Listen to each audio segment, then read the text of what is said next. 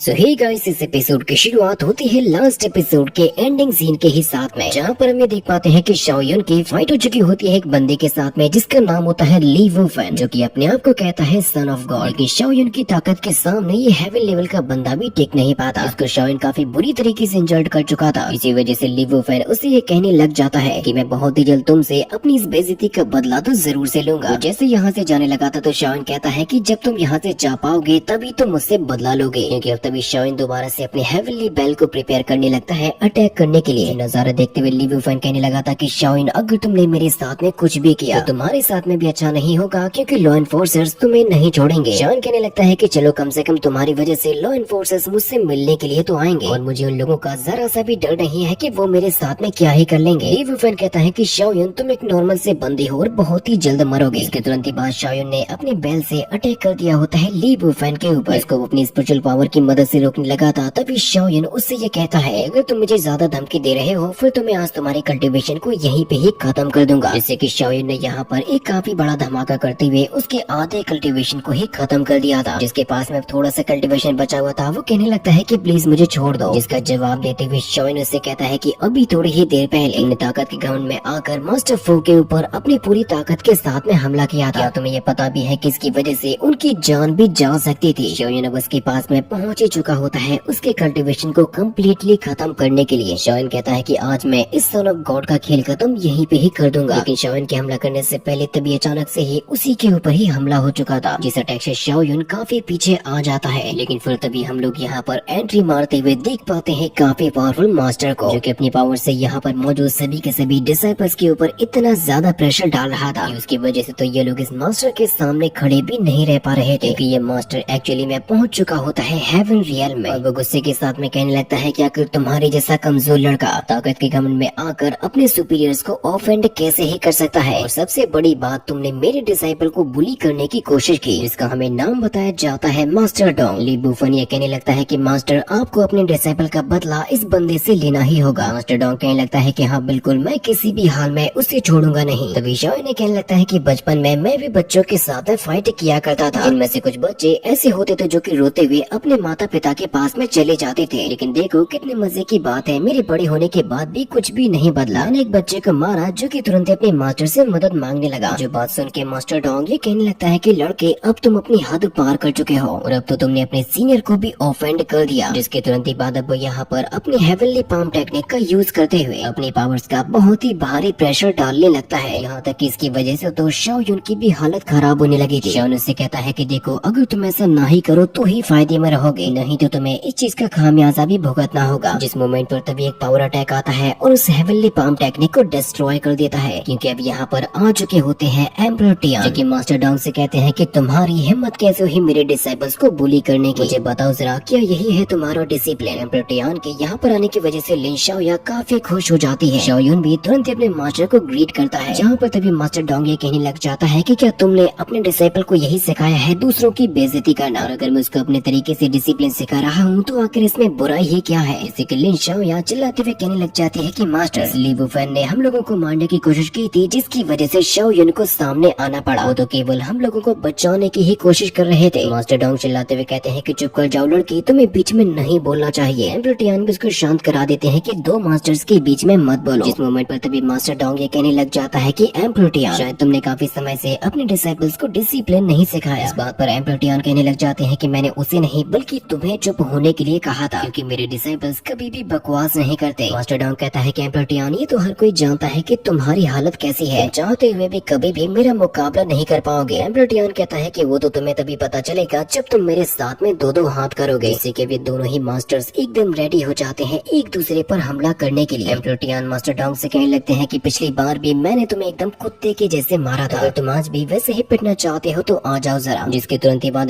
दोनों ही मास्टर्स एक दूसरे के साथ में टकराने लगते हैं अपनी अपनी पावर का यूज करते हुए। मास्टर डोंग ये कह रहा था कि आज मैं किसी भी हाल में तुमसे अपनी बेइज्जती का बदला तो लेके ही रहूंगा। जो दोनों के दोनों फाइट करते हुए अब तो आसमान में भी जा चुके थे। जो नजारा देखते हुए तभी चुनियो ये कहने लग जाती है कि जिस लेवल पे वो दोनों ही पहुंच चुके हैं, उनके फाइट और डिस्ट्रक्शन को संभालने की ताकत है केवल आसमान में। नहीं तो ये तुम भी जानते हो कि अगर इन लोगों ने माउंटेन्स के बीच में फाइट करना शुरू किया तो सभी के सभी माउंटेन्स पल भर में ही डिस्ट्रॉय हो जाएंगे। फिर शाओयुन जी चुनियो से ये कहने लग जाता है कि क्या आप मुझे अपनी फ्लाइंग स्वॉर्ड पर एक छोटी सी राइड दे सकते हो। जुनियो कहती है कि हाँ बिल्कुल, मुझे कोई भी परेशानी नहीं है। मुझे बताओ जरा, क्या तुम आसमान में जाके उन लोगों की फाइट को देखना चाहते हो? शाओन उससे कहता है कि नहीं नहीं, मैं ऐसा नहीं चाहता, बल्कि मैं तो हवा में उड़ते हुए इस ली वुफेन को कुत्ते के जैसे मारना चाहता हूँ। जो बात सुनते ही अब तो ली वुफेन को भी बहुत ही ज्यादा गुस्सा आ चुका था, जहाँ पर अब शाओन स्वॉर्ड के ऊपर खड़ा होकर सामने आ जाता है ली वुफेन के। तो ली वुफेन ने भी अपने आखिरी बचे हुए कल्टीवेशन को एक्टिवेट कर लिया था। शाओन कहने लगता है कि अब मैं भी जरा देखता हूँ कि आखिर तुम्हें कौन ही बचा पाएगा। इस मोमेंट पर शाओन ने जैसे ही अपना एक काफी तगड़ा अटैक कर दिया होता है ली वुफेन के ऊपर। वो अटैक ली वुफेन से हिट होने से पहले ही उसके सामने आ जाता है एक और बहुत ही पावरफुल मास्टर, जिसने न सिर्फ शाओन के अटैक को रोका था बल्कि उसको भी काफी पीछे तक धकेल दिया था। और वो ये कहने लग जाता है कि वाकई में मानना पड़ेगा लड़के तुम्हारी हिम्मत को, कि तुमने सन ऑफ गॉड के ऊपर हमला करते हुए उसको घुटनों पे भी ला दिया। ये बंदा असल में होता है ईस्टर्न गॉड किंग, जिसके यहाँ पर आने की वजह से ली वुफेन बहुत ही ज्यादा खुश हो जाता है और ये कहने लगता है कि शाओन, जैसा कि तुम मिलना चाहते थे लॉ एनफोर्सर्स से, वो अब आ चुके हैं और तुम्हारा खेल अब खत्म हो जाएगा। वो ईस्टर्न गॉड किंग शाओन से ये कहने लग जाता है कि लड़के, क्या तुम्हें मालूम भी है कि तुमने कितनी बड़ी गलती की है? शाओन से कहने लग जाता है कि जब मास्टर और उसका डिसाइपल मेरे सामने आ ही चुके हैं, फिर आकर मैं भी पीछे क्यों हटूंगा? मैंने जो भी किया है, हाँ मैं दिल खोल के कहता हूँ कि मैंने किया है। इसकी बात को सुन के वो लॉ एनफोर्सर बहुत ही ज्यादा गुस्से में आ गए थे। शाओन की गलती को छुपाने के लिए मास्टर फू सामने आते हैं और वो ये कहने लगते हैं कि प्लीज लॉ एनफोर्सर, बच्चे की गलती को क्षमा कर दीजिए। लेकिन वो लॉ एनफोर्सर शांत नहीं होने वाले थे, क्योंकि अपनी पावर्स की मदद से शाओन के ऊपर इतना ज्यादा प्रेशर डाल रहे थे, इसकी वजह से अब तो उसका बच पाना बहुत ही ज्यादा मुश्किल हो चुका था। ये नजारा देखते हुए ली वुफेन उनका शुक्रिया अदा करने लग जाता है। लिन शाओ चिल्लाते हुए कहती है कि मास्टर, आप ये गलत कर रहे हो। और आसपास खड़े हुए लड़के भी यही कहने लग जाते हैं कि इस बार तो शाओन बहुत ही बड़ी मुसीबत में आ गया। शाओन कहने लगता है कि मैं कसम खाता हूँ, अगर आज मैं तुम्हारे इस हमले से जिंदा बच गया, मैं तुम्हारा वो हश्र करूंगा कि तुम मास्टर कहलाने के लायक नहीं बचोगे। लॉ एनफोर्सर कहते हैं कि चिंता मत करो बच्चे, उससे पहले ही तुम खत्म हो जाओगे। जिनकी पावर अटैक करने की वजह से शाओन को ब्लीडिंग होने लगती है, वो तो घुटनों पे भी आ चुका था। लेकिन जब तक शाओन का खात्मा हो पाता, उसी मोमेंट पर यहाँ पर एंट्री हो जाती है होली लॉर्ड की, जो कि कहने लग जाते हैं कि लॉ एनफोर्सर, आपको शर्म आनी चाहिए। ये फाइट केवल उन दोनों ही डिसेबल्स के बीच में थी, ईस्टर्न गॉड किंग, यानी कि आपको तो यहाँ पर आने की कोई जरूरत भी नहीं थी। मुझे बताइए जरा, आप आकर गुस्सा किस बात पे? और होली लॉर्ड को देखकर ये लोग खुश हो जाते हैं, क्योंकि वो चाहकर भी शाओन को कुछ भी नहीं होने देंगे। ईस्टर्न गॉड किंग ये कहने लग जाते हैं कि होली लॉर्ड, लगता है जैसे कि आप पहले से ज्यादा ताकतवर हो गए हो। मेरे ख्याल से आप शायद पहुंच चुके हो कि सेंट के हाफ स्टेज में। होली लॉर्ड कहते हैं कि ये फाइट केवल थी इन दोनों ही डिसाइपल्स के बीच में, इसमें आकर आपको बीच में आने की क्या ही जरूरत पड़ गई? लॉ एनफोर्सर कहता है कि आकर होली लॉर्ड को मेरे काम के बीच में आग अड़ाने की ऐसी क्या ही जरूरत आ गई? Holi Lord eastern God king को ये बताने लगते हैं कि शाओन वो डिसाइपल है जिसने केवल एक ही बार में उस बेल को 9 टाइम्स रिंग किया था, इसी वजह से उसको बनाया गया था सन ऑफ गॉड। अब आप ही मुझे बताइए कि आप ऐसे टैलेंट को थोड़ी सी क्षमा नहीं दे सकते? ईस्टर्न गॉड किंग कहता है कि आखिर तुम कौन से सन ऑफ गॉड की बात कर रहे हो? क्योंकि हम सभी जानते हैं कि शाओन अब सन ऑफ गॉड नहीं है, बल्कि वो तो बना दिया गया था ली वुफेन को। इसीलिए ईस्टर्न गॉड किंग कहने लगता है कि प्लीज होली लॉर्ड, आप मेरे काम के बीच में मत आओ। इसकी बात को सुनकर लिन शाओ काफी गुस्से में आती है और वो ये कहने लग जाती है कि तुम ये मत सोचो कि हमारे पास में या हमारे पीछे कोई भी नहीं है और तुम हमारे साथ में कुछ भी करते रहोगे। तो हम ऐसा कुछ भी नहीं होने देंगे, क्योंकि हमारे साथ में है हमारे एम्परर टियान, वो आएंगे और तुम्हें नहीं छोड़ेंगे। इसके आगे कुछ कहने से पहले ही मास्टर फू ने उसको शांत करा लिया था, लेकिन लॉ एनफोर्सर को इस बात का पता चल चुका था कि ये लोग हैं असल में एम्परर टियान के डिसाइपल, और ये लॉ एनफोर्सर होता है काफी बड़ा दुश्मन एम्परर टियान का। शाओन सोचने लगता है कि वैसे तो उसके मास्टर की किसी के साथ में कोई भी दुश्मनी नहीं थी, लेकिन अब ज्यादा कुछ भी करने से पहले ईस्टर्न गॉड किंग अटैक कर देता है शाओन के ऊपर। इसको रोकने के लिए सामने आ जाते हैं होली लॉर्ड। शाओन से ये कहने लगते हैं कि तुम अब जल्द से जल्द यहाँ से भाग जाओ। ईस्टर्न गॉड किंग कहते हैं कि होली लॉर्ड, तुम्हारी हिम्मत कैसे हुई मेरे सामने आने की? होली लॉर्ड ये कहने लगते हैं कि आप एक लॉ एनफोर्सर हो, फिर आप सही गलत को जाने बिना कोई भी डिसीजन कैसे ले सकते हो? ईस्टर्न गॉड किंग कहता है कि तुम्हारी औकात नहीं है मेरे सामने कुछ भी बोलने की। होली लॉर्ड ये कहते हैं कि मैं किसी भी हाल में उसे तुम्हारे हाथों से मरने नहीं दूंगा। लेकिन शाओन यहाँ से भागने नहीं वाला, बल्कि सीना तान के खड़ा हो जाता है। लॉ एनफोर्सर ये कहता है कि लड़के, तुम ये चाहते हो कि तुम यहाँ से भाग नहीं पाओगे? शाओन ये कहने लगता है कि आज मैंने यहाँ पर एक बहुत ही बड़ा सबक सीखा है, जो कि ये है कि केओस रूली एम्पायर के अंदर सही गलत को नहीं परखा जाता, बल्कि जरूरत होती है पहचान की। लॉ एनफोर्सर ये कहने लगता है कि बच्चे, अभी तुम्हें जरा सी भी समझ नहीं है। तुम्हें ये पता होना चाहिए कि कल्टीवेशन वर्ल्ड के अंदर जो भी जितना ज्यादा पावरफुल होगा, उसकी रिस्पेक्ट भी उतनी ही ज्यादा की जाएगी। अगर तुमने अपने नाम से सन ऑफ गॉड के नाम को नहीं हटाया होता, तो बेशक मैं तुम्हारी बात को सुनता और मानता भी। शाओन कहने लगता है कि अच्छा, अगर तुम खुद से ही ये कह चुके हो। मैं अपने आप का सेल्फ रिकमेंडेशन करते हुए बनाता हूँ खुद को सन ऑफ गॉड। जो बात सुन के ईस्टर्न गॉड किंग ये कहने लग जाते हैं कि अब तुम ये क्या बकवास कर रहे हो? क्या तुम्हें सच में ऐसा लगता है कि केवल तुम्हारे कह देने से तुम बन जाओगे son of God? Holi Lord ये बताने लग जाते हैं कि सन ऑफ गॉड बनने के केवल दो ही रास्ते होते हैं, या फिर तुम्हें अपने फिजिक के एक्सट्रीम लेवल को अचीव करना होगा। होली लॉर्ड कहने लगते हैं कि लेकिन तुम अभी तो कुछ भी नहीं कर सकते। लॉ एनफोर्सर कहने लगता है कि लड़के तुम्हारे अंदर टैलेंट तो है लेकिन अब वो किसी भी काम में नहीं आएगा। इस बात पर शॉय ने कहता है कि आकर ये किसने कह दिया कि मैं सन ऑफ गॉड नहीं बन सकता। मैं इसी मोमेंट पर अपनी बॉडी को ले जाऊंगा कियोटिक बॉडी डायमेंशन पर। और इसी के साथ में ये एपिसोड भी यहीं पर ही खत्म हो जाता है।